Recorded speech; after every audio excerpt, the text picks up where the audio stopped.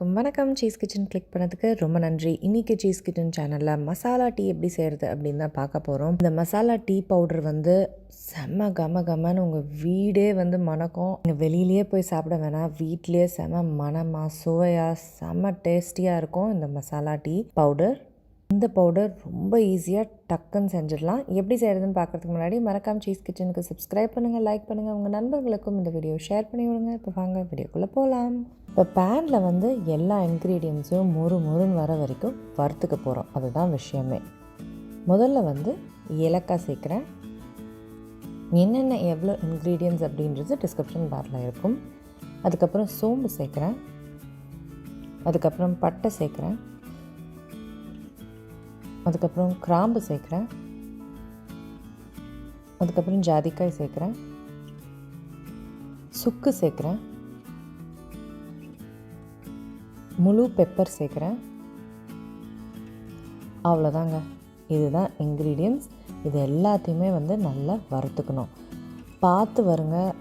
கண்டினியூஸாக நீங்கள் ஹீட்டில் வறுக்கிறீங்கன்னா அது வந்து தீஞ்சிரும். அதனால் ஒரு 5 நிமிஷம் வந்து வறுத்துட்டு அப்படியே அந்த ஹீட்டில் ஒரு 15 நிமிஷம் அப்படியே விட்டுருங்க. நல்லா மொறுன்னு ஆகிடும். இப்போ நல்லா வறுத்துட்டேன். 15 நிமிஷமும் விட்டுட்டேன். பாருங்கள் எவ்வளோ கிறிஸ்பியாக இருக்குது. இந்த அளவுக்கு கிறிஸ்பியாகிற வரைக்கும் வறுத்துடணும். இப்போ இதை வந்து நான் மிக்சியில் சேர்த்துருக்கேன். இப்போ பொடியாக அரைச்சிக்க போகிறேன். இது வந்து பார்த்திங்கன்னா ரொம்ப சாஃப்டாலாம் வந்து பொடி இருக்காது, கொஞ்சம் குறன்னு தான் இருக்கும். அப்படி இருந்தால் தான் நல்லாயிருக்கும். ஸோ இதுதான் வந்து இந்த மசாலா டீயோட பவுடர். இப்போ பால் வந்து வச்சுருக்கேன், கொதிக்குது. கொதிக்கிற பாலில் டீத்தூள் சேர்க்குறேன்.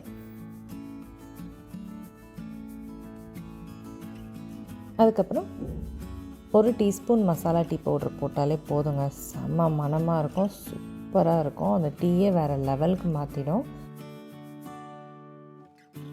அதுக்கப்புறம் புதினா கொஞ்சம் சேர்க்குறேன்.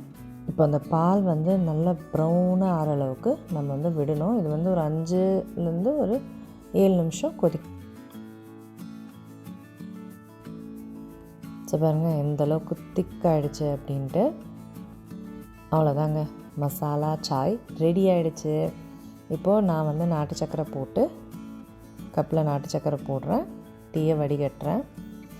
செம்ம சூடாக செம்ம டெலிஷியஸாக இருக்கும். இதை பண்ணிங்கன்னா அப்படியே வீடே மணக்கும். அவ்வளோ சூப்பராக இருக்கும்.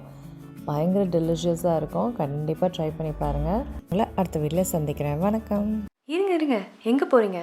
இந்த 2 வீடியோஸும் கண்டிப்பாக உங்களுக்கு பிடிக்கும். கிளிக் பண்ணி பாருங்கள்.